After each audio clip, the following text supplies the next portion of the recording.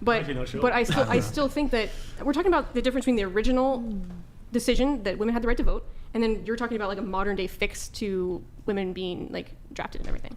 So we're kind of talking about two different issues. But okay, this all stemmed from me saying that feminism is not a true equality movement.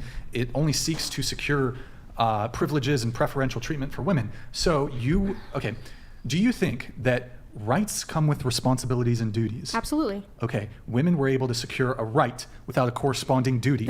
Corresponding to men, but corresponding to the United States government, we are citizens, we pay taxes, we have a right to speak, and under the Constitution. Yes, and so under the government, I don't know how else to explain this. It doesn't have to be equal to the Yes, it does though. It does. Yes, it does. Because we're different. That's irrelevant. The equality of the right to vote shouldn't be gender-based. There's a clause, I don't know if it's in the Constitution or an amendment, but is it an anti-discrimination? Hold on. The anti-discrimination No taxation without representation. Clause Anybody? in the Constitution. What time is it? Trying to find it. Hold on. This whole trope, then shouldn't we just make the argument? We could just as easily make the argument that men and women are different, ergo, women should not have the right to vote. I already agree with you about your prescription. No, but if your position is that men and women are different, and that you have this, women are damsels in distress, and they're not capable of providing or assisting in the war effort, then at that time in history, that's what happened. So we're either arguing that what happened was wrong, and then therefore you don't agree with the women's right to vote based on how it happened, or you do, and that's the reality of it. The women have the right to vote. Well, I can't go back and undo history, but But would you if you could? No. Again, you keep trying to get me in a gotcha here. Well, because I'm in favor of women voting. Okay. But you don't want them to vote unless they have that same prescription as men. It's curious to me that women were able to secure a right without the corresponding responsibility.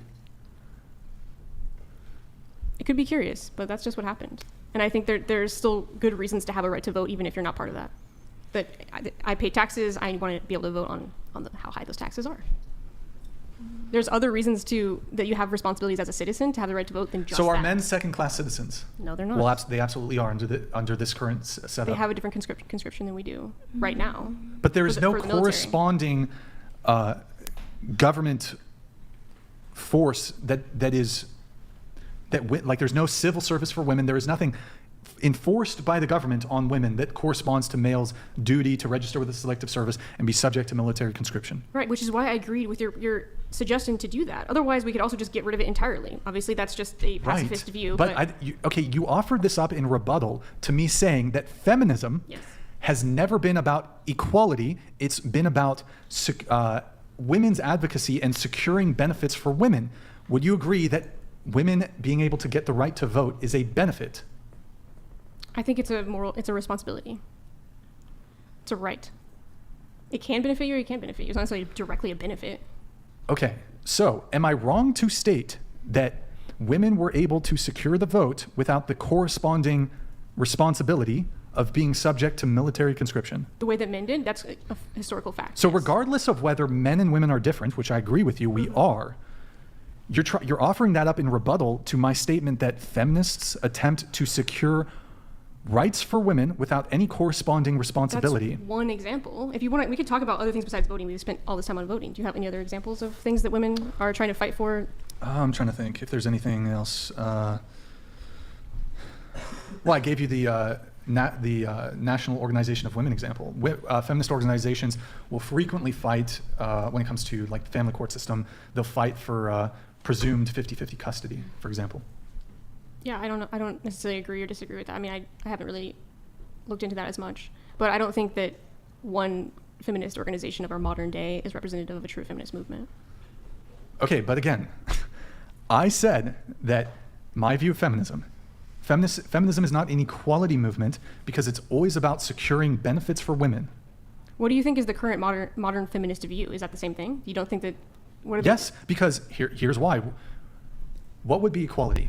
Equalizing military conscription in this country. So correct? That's pretty much your big crux. That's what you care about the most. Is the military? That's aspect. A major. They go to die at war, so it's pretty important. Absolutely, but do you agree with taking away men from being? I mean, I'll give you more. I'll give you. Would you want men not to do that then? Go to war? Are you a pacifist? Well, here's the.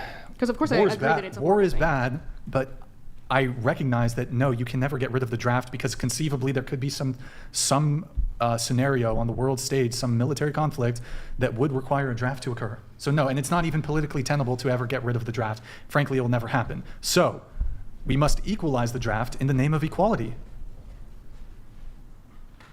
Okay. Seems like you guys have been I've already agreeing said this it. whole conversation. Yeah, I've already agreed with that aspect of it. That if that was actually put forward, but are you're- you putting forth that legislation? Are you working on that right now?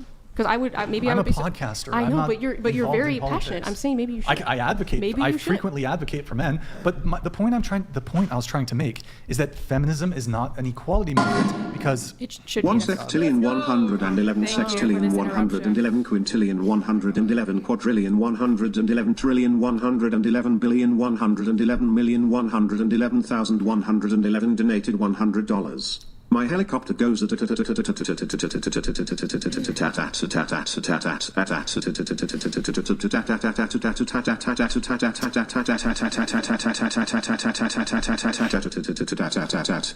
I'm just confused because you're trying to fucking We're just going back at it. you're literally trying to argue with me. I'm pretty sure we mostly agree. The reason why I'm feminist is very straightforward and it has nothing to do with that aspect. I think you're not even like listening to what I'm saying. I have a pretty coherent worldview And on I this. agreed with you. And I'm Then saying why you are should you put it into arguing? legislation. Because you keep bringing back the historical aspect, But but you you're can't like- change history. Like I'm just No, no, no, acknowledging but- that history happened, and I'm giving you a reason why it happened. Holy fuck.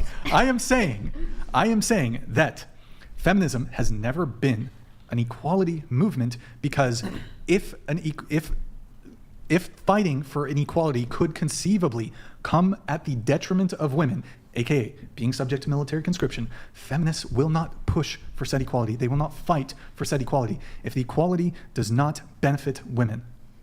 And that's evidenced by the fact that even back in 1920, women secured the right to the vote without a corresponding responsibility of being subject to military One conscription. sextillion, And it's still the case in 111 2024. sextillion, 111 quintillion, Jesus, again? 111 quadrillion, 111 trillion, 111 billion, 111 million, 111,111 donated $100. Jesus Christ. Deep breath. Okay,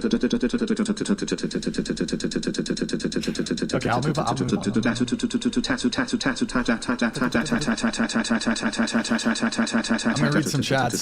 Thank you. Jay Jorgensen, welcome to 2024. Brian, women pick and choose rights during a challenge. Men cannot. Thanks. Okay. Which rights are we talking about? What do you mean? What rights? We only have talked about the right to vote. We could talk about any No, other we talk right. about, there's a whole bunch. Let me think here. This isn't really something this is more on like a social level, not a government level. But for example, well, I mean, you could actually make the argument that we've outlawed female genital mutilation, but male circumcision is absolutely legal. So I mean, it's not, circumcision is not something that's like enforced by the government, but it is legal under the government to circumcise baby boys. So I think I'm against male genital mutilation.